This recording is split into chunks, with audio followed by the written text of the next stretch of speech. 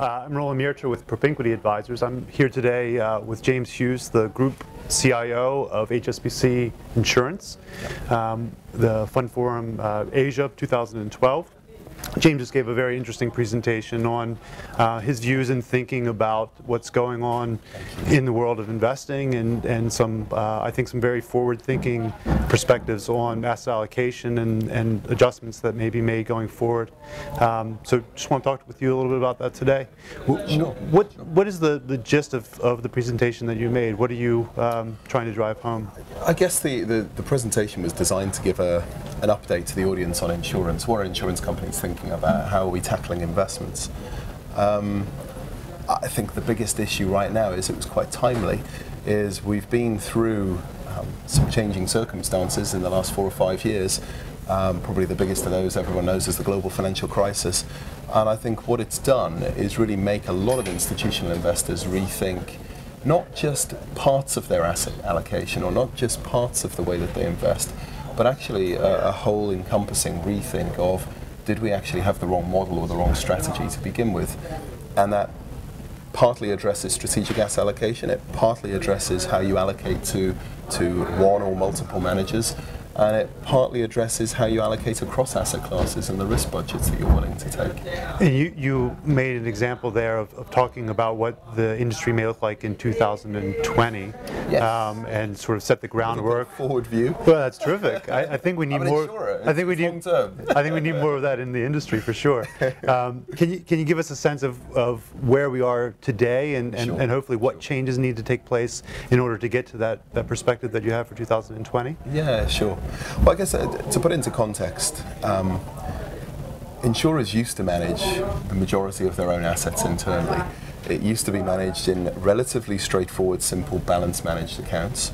And I think what we've seen over the course of the last 20, 30 years has been this move from a balanced fund to very, very, very high degrees of specialization, which has created industries within itself, manager monitoring, manager research.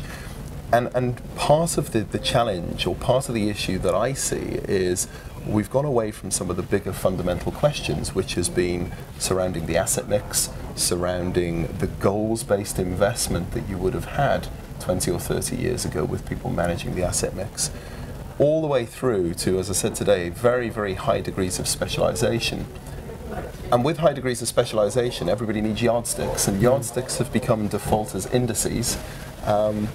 And really, when you're thinking about how institutional investors, not just insurance companies, but how institutional investors allocate, the return on the MSCI World last year, or the return on the S&P 500, isn't really that big in the context of why you're making an investment in the first place. You might like equity risk, you might believe in the liquidity risk premium.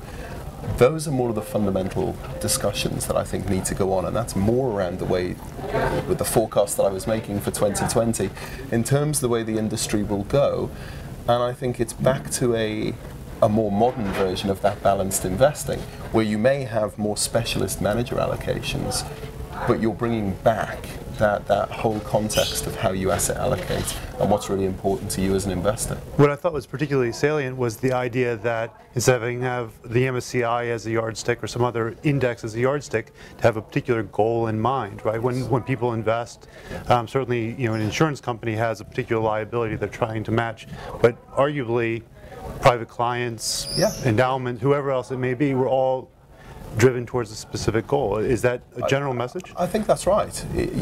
I think you as an individual will have a certain amount of wealth. You will either have that wealth today that you're looking to protect, you will be forecasting what wealth you need in things like retirement in the future. But I think all of this is around goals-based investment. Where are you aiming to get to tomorrow, next week, next year? Ideally not tomorrow, because that's quite short term. But where are you aiming to end up as an investor? And that could be a trustee from a pension fund, that could be an insurance company, or it could be the man in the street who really wants to retire in 20 years' time and has a view on how much money he's going to need to retire on based on his own lifestyle, rather than what the papers tell him. Yeah.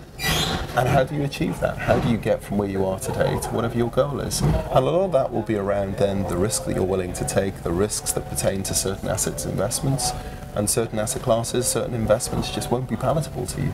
but it's about having those conversations. So I think you've pointed out some of the flaws that we've had over the last, whatever, 20 or 30 years that have limited our ability to reach those goals. But what can we do? What are you suggesting that investors do going forward?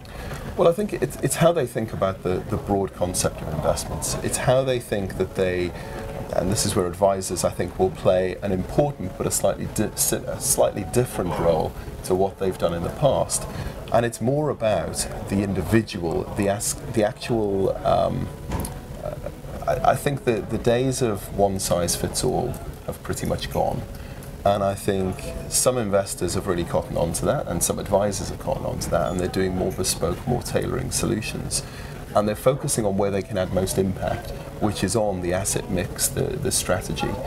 I think we'll see much more of a return to what is our asset mix in the broad context of what we're trying to achieve, and what are the risks around that asset mix.